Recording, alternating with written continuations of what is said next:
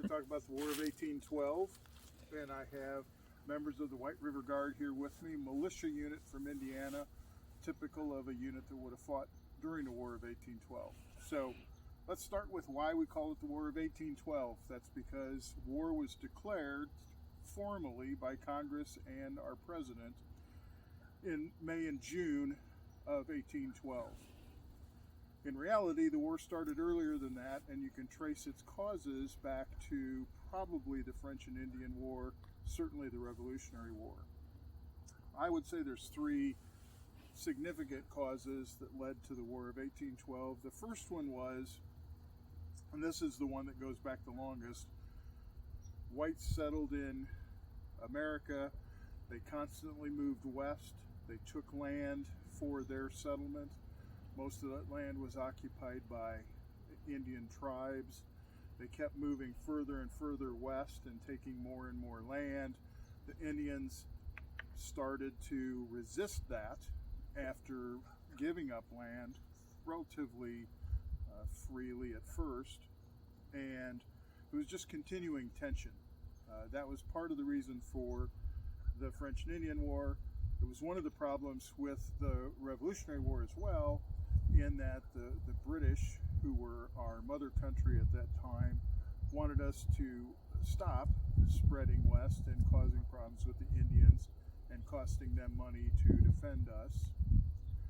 After the Revolutionary War, we continued to spread. Obviously, now we're our own independent country. We don't have to answer to anybody else. So we're still having problems with the Indians. We're aggravating them by stepping onto their land and taking it away from them. And we'll come back to that when we discuss things that happened during the war. A second cause would be England's still kind of upset over losing us in the Revolutionary War. They thought it was going to be temporary. They thought we would fall on our face and fail as a country and come crawling back to them and want to be part of the greater British Empire. And that didn't happen, so that continued to aggravate them. Secondly, they were supposed to give up forts along our northern border, along Canada, as part of the peace treaty from the Revolutionary War, and they did not do that. And we continued to be aggravated by that, having basically what we considered an enemy or potential enemy on our flank without being able to get rid of them. And then the really big problem was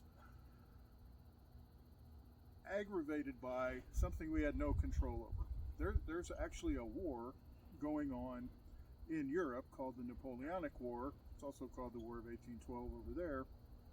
And Napoleon has attacked England, threatened to invade. He's invaded other countries. He really has gotten all of the older countries upset over his land grab, if you will.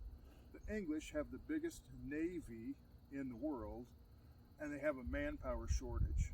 So a couple of things happen that all come together to create a lot of aggravation here. And one is, we stayed neutral. We said, hey, we're not backing the English, we're not backing the French. That's a continental problem. You guys take care of yourselves, have a nice war, we'll see you when it's over. And we thought they were just going to go on trading with us. We're going to send our merchant ships over there and sell goods to both of them, make lots of money, because they can't do it because they're in the middle of a war. That was pretty naive, because both countries said, not going to work. The French said, if you have ships going to England and then you come near us, we're going to take your ships and we're going to take them over. And in that time, if they seized one of your ships, they would get everything that was on board, and they could turn that ship into one of theirs. The British said the same thing. If you take your ships over to France, we're going to attack your ships and we're going to take them and we're going to turn them into English ships.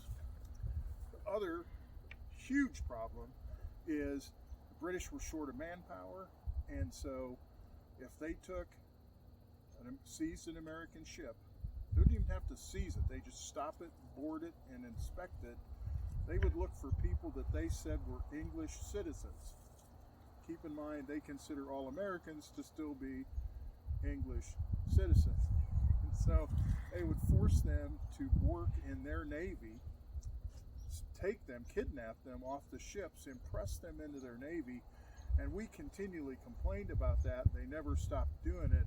And so that was another huge reason for the war. We didn't have a very large Navy, which was a disadvantage to us in many ways. But those are the primary causes that led to the conflict that got declared in May and June of 1812.